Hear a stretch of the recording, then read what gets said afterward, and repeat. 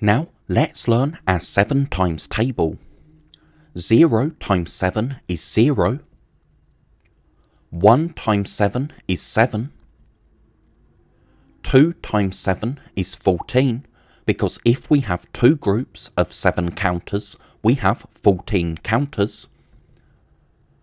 3 times 7 is 21, because if we have three groups of 7 counters, we have 21 counters altogether.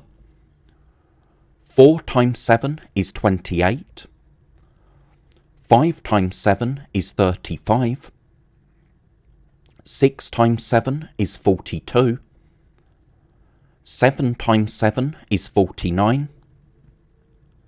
8 times 7 is 56. 9 times 7 is 63. 10 times 7 is 70. 11 times 7 is 77. And 12 times 7 is 84.